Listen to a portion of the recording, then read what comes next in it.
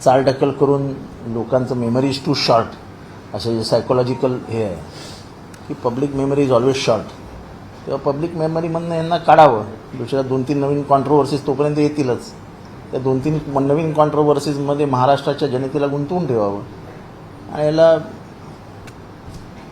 Ball वेल left म्हणत सोडून द्यावं. त्यांच्या झाला आहे त्याच्यात त्यांचं नाव नाही. हा प्रकार कशावरनं झाला अजूनही महाराष्ट्रामध्ये काही प्रमाणात गोंधळ आहे. हा प्रकार झाला आहे तो खंडणीवर. ती खंडणी किती दिवस अगोदर आहे ते ती 2 महिने अगोदर आहे. कुठल्या ऑफिसरला उचलून ऑफिसमध्ये मारला तर आवाजाच्या ऑफिसरला नेऊन कोणाच्या तरी कार्यालयात मारला. तो का मारले तो त्याचा सूत्रधार कोण? त्याचा सूत्रधार वाल्मिक आहे.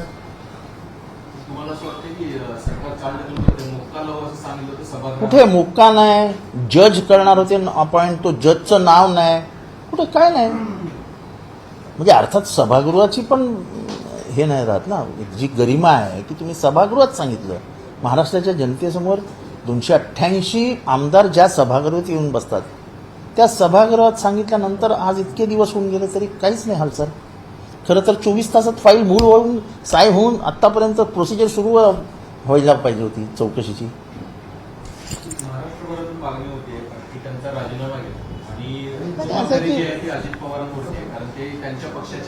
नाही आत्तापर्यंत अजित पवारांनी कुठली जबाबदारीच घेतली ना त्या प्रकरणात. फक्त त्यांनी धस साहेबांना खुणवलं डोळा डोळा डोळा. म्हणजे ते काय खुणवत होते ते मला काय माहीत नाही. त्यांचा उद्देश काय होता हे मला माहीत नाही. का मी समोर बसलेलो होतो ते माझ्या समोर बसलेले होते. धस असे तिरके भाषण करत होते. धसचं भाषण का थांबलं म्हणून मी धसकडे बघितलं आणि धस कुठे बघतोय असं बघितलं तर सुरेश धस आणि ते एकमेकांकडे बघत होते आणि ते असे खुणवत होते डोळा डोळा डोळा. पण त्यांच्या मनात काय मला माहीत नाही. पण एखाद्या पक्षाध्यक्षाचं काम आहे. कारण का मला माहिती आहे पवारसाहेबांनी कोणाकोणाचे राजीनामे घेतले. अण्णा हजारेंनी आरोप केल्यावरती सुरेश जैन, नवाब मलिक, डॉक्टर पद्मसिंह पाटील, नंतर गावित, त्यांचं नाव काय गावितांचं राजेंद्र विजयकुमार गावित. तेव्हा इतका गंभीर आरोप पक्षातल्या एका झाल्यानंतर पक्षाध्यक्षाचं काम आहे. मुख्यमंत्री ठीक आहे मुख्यमंत्र्यांचं आहे पण पक्ष सांगेल तर मुख्यमंत्री काही करू शकतील ना.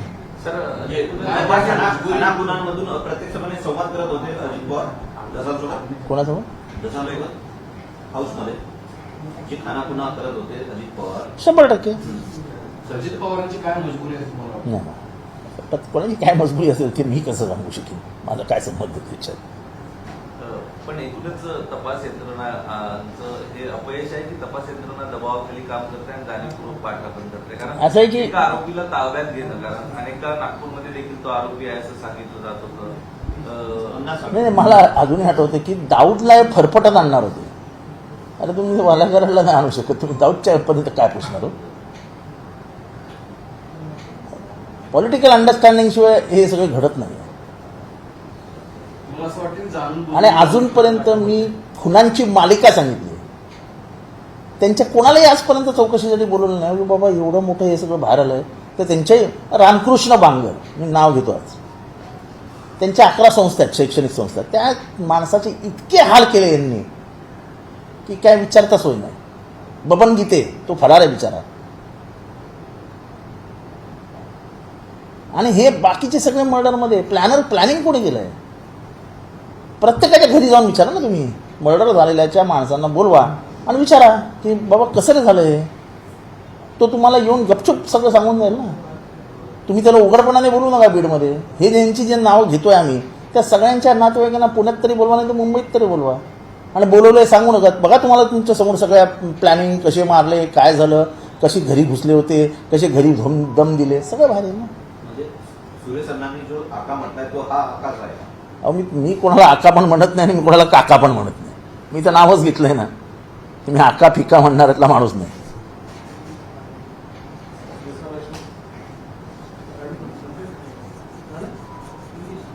सर नीतीश राणे ने इस तरह से बयान दिया है खास को लेकर केरल जैसे राज्य को कह देना। गांधी परिवार मैंने वो बयान पढ़ा. गांधी परिवार का क्या संबंध है? आप एक राज्य, ये संघराज्य है, ये देश संघराज्य है. एक संघ राज्य में का राज्य आप बोलते दहशतवादी है? केरल दहशतवादियों से भरा हुआ है। अरे जिस राज्य का लिटरेसी परसेंटेज देश में सबसे ज्यादा है, जो राज्य फॉरेन करेंसी सबसे ज्यादा इस देश में लेके आता है, सबसे ज्यादा फॉरेन करेंसी लाने वाला राज्य कौन सा है? केरला है। आप उसको कहते हैं दहशतवादी राज्य है? अरे उन्होंने कभी बीजेपी को जिंदगी में चुन के ही नहीं दिया है। जब से केरल की स्थापना हुई है, जब से भारत आजाद हुआ है, तब से आप देखो तो कभी भी उन्होंने जातीयवादी पार्टी के लिए वोट ही नहीं डाला है। वो राज्य की यह है, मानसिकता है। और उधर का तो आप पैटर्न देखोगे तो कभी एक बार उधर कांग्रेस चुन के आती है, तो दूसरी बार कम्युनिस्ट चुन के आते हैं, फिर कांग्रेस, फिर तो हर एक की अपनी अपनी सोच है। केरला की अपनी सोच है। पर सबसे बड़ी बात यह है कि जिस फॉरेन करेंसी के नाते आप डूब रहे हो, आज भारत की अर्थव्यवस्था छुपाई गई है, वरना फॉरेन करेंसी के नाते भारत की नैया डूबने वाली है। फॉरेन करेंसी की इज्जत इबरत बचाने में हम लगे हुए हैं। आज रुपये को बचाने के लिए हम क्या क्या कर रहे हैं, जरा पढ़ लो, पेपर में आता है। इकोनॉमिक टाइम्स, फॉरेन के अखबार भी अपने इकोनॉमी पे अब लिखने लगे हैं, सावध कर रहे हैं दुनिया को कि इकोनॉमिक अवस्था अच्छी नहीं है। तो वो इकोनॉमिक अवस्था में सबसे ज्यादा मदद केरल ही करता है। मंत्री का इस तरीके से बयान दिया, खास करके वो देखो, वो मंत्रिमंडल में जो बैठे हैं वो सोचे, उनको सोच के क्या करना है कि दहशतवादियों का राज्य है वो। तो किसी एक समाज को दहशतवादी करने के लिए आप पूरे राज्य को ही दहशतवादी देंगे। और आपको क्या मालूम केरला में कितने दहशतवादी पकड़े गए हैं? यानी ऐसा बोलेंगे तो फिर पूरा भारत ही दहशतवादी बोल दो ना एक बार। पाकिस्तान के लाइन में भी जाके बिठा दो भारत को भी, अफगानिस्तान, पाकिस्तान, बाद में भारत, ऐसे 3 राज्यों को बना दो राष्ट्र को। अब तुम्हारी जुबान से इतना ही आना बाकी है। और एक काम करो, नहीं तो क्या बोल रहा है, बार-बार गांधी परिवार को उसको लेकर देखो ऐसा है, को लेकर ऐसा है। गांधी परिवार के बारे में बात करने के लिए पहले गांधी परिवार का योगदान बलिदान पढ़ो, समझो इस देश के लिए उन्होंने क्या क्या किया है। जिसके घर में भारत में सबसे ज्यादा संपत्ति थी राजनेताओं में, ऐसा आदमी आजाद भारत के बाद जब पंतप्रधान पद के लिए निकलता है तो अपनी पूरी संपत्ति देश को दे देता है। 71 के युद्ध में जब पैसे कम गिर रहे थे तो यही इंदिरा गांधी थी जिन्होंने अपना पूरा गहना बेच डाला और पैसे देश को दे डाले। कहाँ उस खानदान के तरफ अपनी नजर भी जाती है। ये बड़े लोग बात करते हैं, उनको बात करने तो कहाँ हम अपने जैसे लोगों ने जाके बात करना उसमें, क्योंकि फिर पन्ने पढ़ने पड़ेंगे ना कि किसने क्या किया इस देश में, किसने क्या किया इस देश में। हम वाल्मीकि करार को खासकर आपको कह रहे हैं जिस तरीके से अभी भी अरेस्ट नहीं हो पा रही है, पुलिस वहां तक पहुंच ही नहीं पा रही, वजह क्या देख रहे हैं? पॉलिटिकल।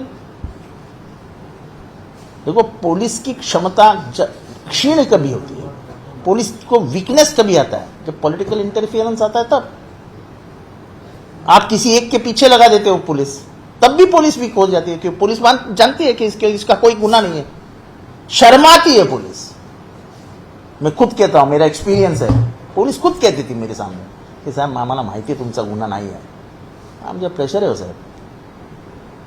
और हमारे जैसे लोग फिर कुछ बोलते ही नहीं, जान दो ठीक है प्रेशर है तो डाल दो एक केस। अब तो हम भी इतने बेशरम हो गए हैं कि अब लगता भी नहीं, अच्छा केस पढ़ लो, ठीक है पढ़ो देता, क्या बोला। अब मेरे ऊपर एनसी की है कुछ मेरे नंबर पे बीड में, अब मेरे नंबर पे एनसी करना यानी मेरे पे ना एनसी हो। मेरा नंबर कोई मेरा घर का नौकर तो नहीं इस्तेमाल कर रहा ना, मैं ही इस्तेमाल कर रहा हूँ 9930000001। तो मेरे नंबर पे एनसी नहीं है। मेरे वो जो अधिकारी है उसको पूछना चाहता हूँ मैं किस हालात में और किस लिए मेरे मोबाइल के एनसी लिए। अच्छा वो बोलेंगे कि वो जो व्हाट्सएप चैट है तो ओरिजिनल है कि नहीं, पहले वो तो ढूंढ निकालो। मैंने तो इतनी एग्जाम टेक्निकल ये बताया है कि कैसे वो गलत है, पर अभी क्या बोलेंगे उनको, ले ली एनसी। देखो बात एनसी की नहीं है, बात पुलिस क्यों मजबूर है। मेरी कंप्लेंट लेने के लिए वो खेड़कर नाम के इंस्पेक्टर को 4 घंटे लगे, और ये एनसी तुरंत टक टक टक टक टक। एनसी और एफआईआर में कोई फर्क नहीं गिरता है, पेज तो एक ही होता है, उसके कॉलम्स भी एक ही होते हैं। सर जिस तरीके से एसपी भी वहाँ का बदल दिया गया, नए लोगों को लाया गया, और पुलिस जानबूझकर धीमी गति से चल रहा है, इसके इशारा देखो ऐसा है, मेरा आज भी मानना है किसी भी राज्य की व्यवस्था पॉलिटिकल होती है। ये सब झूठ है कि पुलिस इंडिपेंडेंट होते हैं, पुलिस इंडिपेंडेंटली सब करते हैं, वो जमाना चला गया था। इस राज्य में वो जमाना था, अब चला गया। अब कोई इंडिपेंडेंटली कुछ नहीं चलता है, आदेश से चलता है, और भाई गलत नहीं है। अगर राज्य व्यवस्था में चला रहा तो मैं देखूंगा कि भाई वो अच्छी चलनी चाहिए, तो मैं पुलिस से संपर्क में रहूंगा, मैं अगर मुख्यमंत्री हूं तो उसमें कोई गलत नहीं है।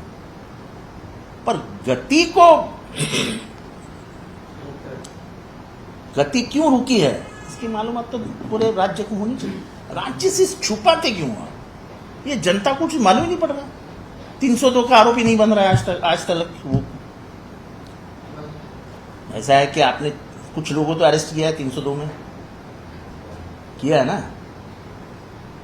मैं सिर्फ इतना जानता हूं कि क्रॉफर्ड मार्केट के यहाँ, मैं महाराष्ट्र को बताना चाहता हूं, एक क्राइम ब्रांच का ऑफिस है।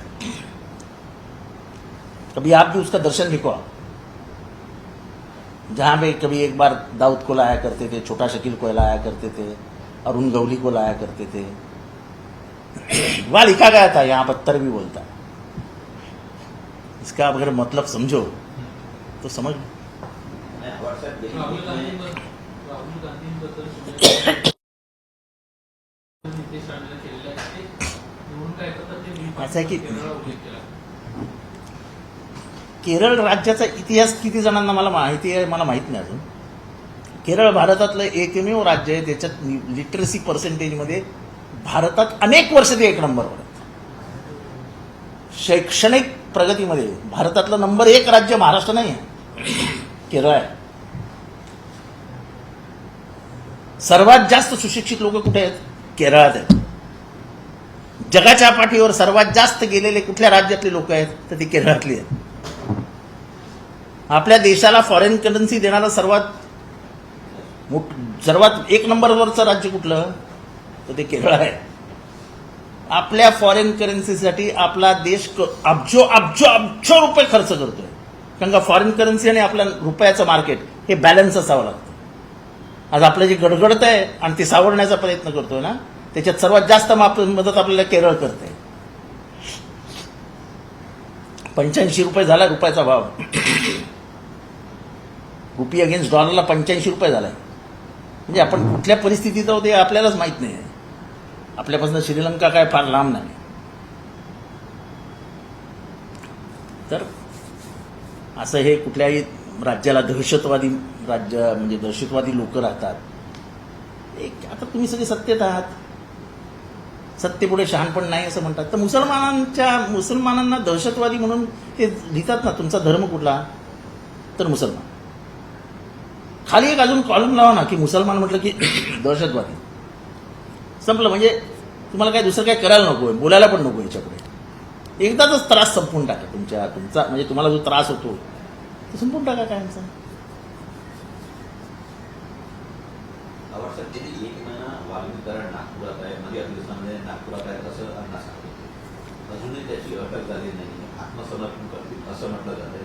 राजकीय अनास्था यामागे कारणीभूत आहे का? असं की political will power shows the road for the state.